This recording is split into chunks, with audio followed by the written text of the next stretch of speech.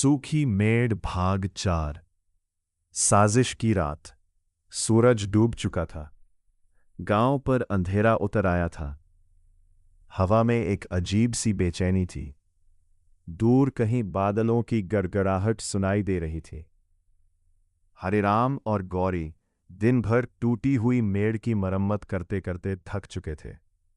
दोनों ने सूखी रोटियां खाईं और झोपड़ी के बाहर बैठे ही थे कि अचानक गांव के कुत्ते जोर जोर से भौंकने लगे।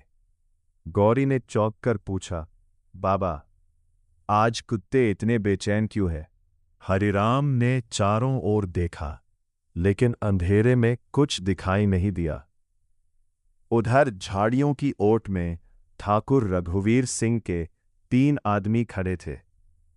एक ने धीमे स्वर में कहा, मालिक का हुक्म है, आज रात हरिराम ऐसा डरे कि सुबह होने से पहले गांव छोड़ दे। तीनों धीरे धीरे झोपड़ी की ओर बढ़ने लगे। तभी पास ही रहने वाले बूढ़े गंगाराम की नजर उन पर पड़ गई। उन्हें कुछ अनहोनी का आभास हुआ। वे बिना देर किए मास्टर दयानाथ के घर की ओर दौड़ पड़े। कुछ ही देर में मास्टर दयानाथ, रामू और गांव के कई किसान लाठियां लेकर वहां पहुंच गए। जैसे ही ठाकुर के आदमी झोपड़ी के पास पहुंचे, चारों तरफ से आवाज गूंज उठी, कौन है वहां? अचानक इतने लोगों को देखकर तीनों घबरा गए। वे भागने लगे, लेकिन रामू और दूसरे किसानों ने उन्हें घेर लिया। उनमें से एक के हाथ से लोहे की कुदाल गिर पड़ी। गंगाराम ने कुदाल उठाकर कहा, अब समझ में आया, इसी से मेड़ तोड़ी गई थी।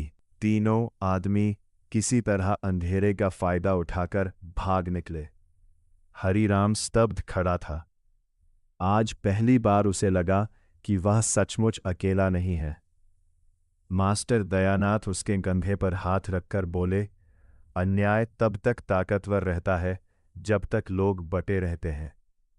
जब गांव एक हो जाए तो सबसे बड़ा अत्याचारी भी कमजोर पड़ जाता है। उधर हवेली में ठाकुर बेचैनी से टहल रहा था। जब उसके आदमी लौटे तो उनके चेहरे पर डर साफ दिखाई दे रहा था।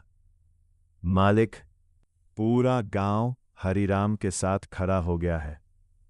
यह सुनते ही ठाकुर का चेहरा गुस्से से लाल हो गया। उसने मेज पर जोर से मुक्का मारा और कहा, अगर गांव मेरे खिलाफ हो गया है तो अब आखिरी दाव खेलना पड़ेगा। उसी समय हवेली के बाहर जीप रुकने की आवाज आई। दरवाजा खुला और उसमें से 2 सरकारी अधिकारी नीचे उतरे। ठाकुर के चेहरे का रंग उड़ गया।